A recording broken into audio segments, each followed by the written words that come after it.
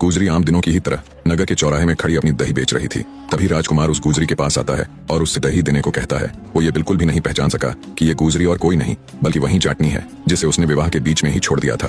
राजा का लड़का गुजरी के रूप सौंदर्य पर आसक्त हो जाता है। गुजरी यानी जाटनी की तो शुरू से ही ये योजना थी कि वो किसी प्रकार राजा के लड़के को अपने जाल में फांस सके। अब राजकुमार हर रोज गुजरी के पास दही के बहाने आने लगा।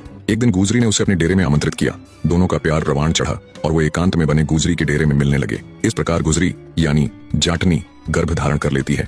अगली बार जब राजकुमार उसके पास आया तो वो राजकुमार से अपने घर जाने की इजाजत लेते हुए कहती है, अब मुझे मेरे घर जाना पड़ेगा, मुझे बहुत दिन हो गए, घर वाले चिंता में होंगे। राजकुमार गुजरी को रोकने की बहुत चेष्टा करता है पर वो नहीं मानती।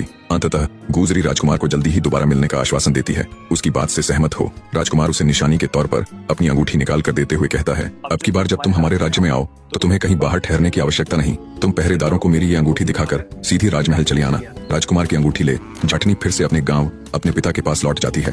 तय समय पर जाटनी ने एक बड़े ही स्वस्थ और तेजस्वी पुत्र को जन्म दिया। पुत्र के जन्म पर उसने अपने पिता को भी अपनी सारी योजना बता दी। समय अपनी गति के साथ बीतने लगा। जाटनी अपने पुत्र का खान पान का विशेष ध्यान देती जिससे वो दिन दूनी और रात चौगुनी गति से बढ़ने लगा। जाटनी से पैदा हुआ वो तेजस्वी लड़का अपनी उम्र के सभी लड़कों से होशियार और बलवान था। खेल खेल में वो अपने साथ खेलने वाले दूसरे लड़कों को पीट दिया करता था। ऐसे ही एक दिन जब वो खेल रहा था तो उसने एक ब्राह्मण के लड़के को घोड़ा बनाया और खुद उस पर सवार हो गया। घोड़े बने उस लड़के को जाटनी के लड़के ने बुरी तरह से पीट दिया। रोते चिल्लाते ब्राह्मण का लड़का जब अपने घर जाकर अपनी माँ को सारा माजरा बताता है तो उसकी माँ जल भुन उठती है। अत्यंत क्रोधित होते हुए वो जाट के घर जाती है और जाटनी पर बिफर पड़ती है। छिनाल कहीं की, न जाने किसका लड़का लाई है। गांव के सभी लड़कों की नाक में दम किया हुआ है। मन आया उसको पीट दिया, मन आया उसे मार दिया। हरामी कहीं का। गुस्से से भरी ब्रह्माणी जब ये बातें जाटनी को कह रही थी तब जाटनी का बेटा भी सारी बातें सुन लेता है। उसके तन बदन में आग लग जाती है। ब्रह्माणी के जाने के बाद वो गुस्से से लाल पीला होता हुआ अपनी माँ के पास गया और बोला, या तो मुझे मेरे पिता का नाम बता अन्यथा मैं तुझे मार डालूंगा। बने रहे।